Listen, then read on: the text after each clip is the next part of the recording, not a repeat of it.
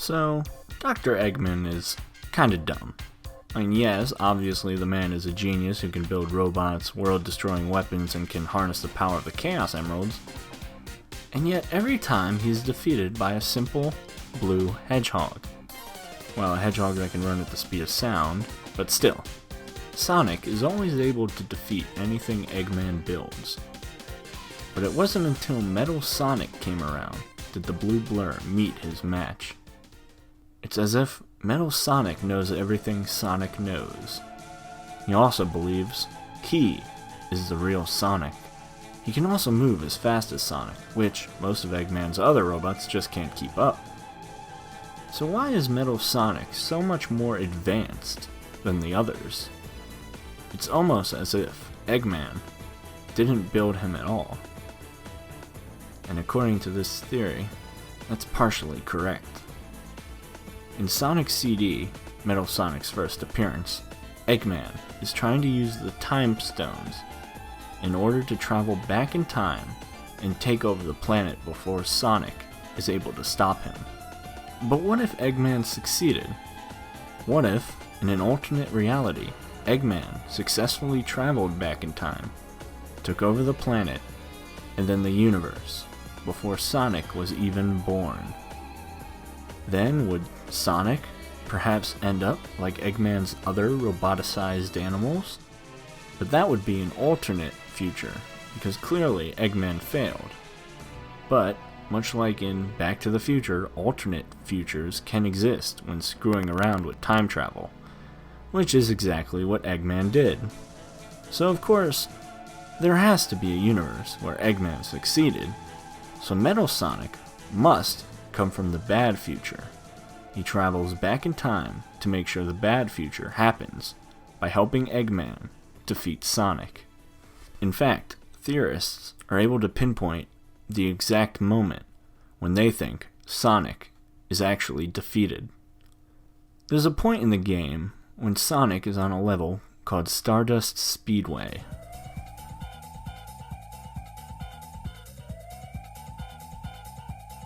Near the end of the level, Sonic reaches a dead end.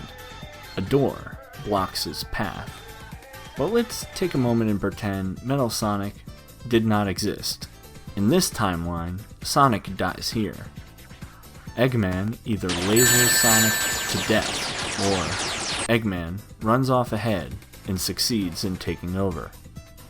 That doesn't happen in this timeline because Metal Sonic is here now.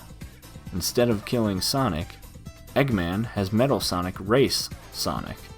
In a way, Eggman kinda sabotaged himself, thinking he had won. If Eggman didn't open the door, he would have won. But because of Metal Sonic going back and changing the future, Eggman failed. Of course, I don't think that was Metal Sonic's intention. I think Metal Sonic just wanted to kill Sonic. And Eggman, knowing Metal Sonic must be one of his creations, lets him. The theory goes on to say that since Metal Sonic is from a different timeline, his hatred for Sonic stems from him believing himself to be the real Sonic. Because where he's from, he is. He also sees his friends with Sonic, making Metal Sonic vengeful for stealing his friends.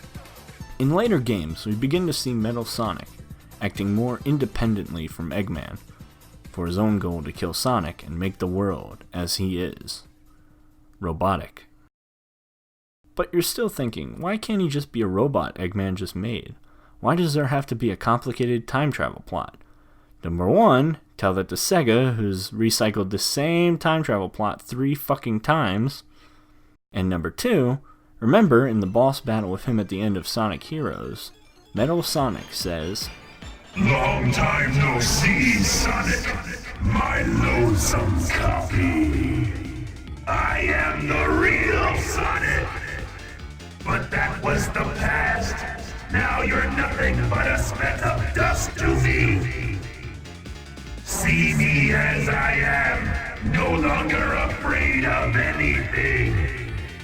If he's a robot, he wouldn't be able to feel fear, right?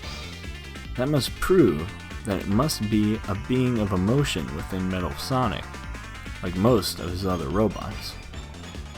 We also see Metal Sonic performing the finger wag that Sonic always does.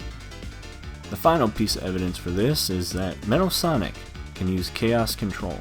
Chaos Control! Something that can only be done by a living being.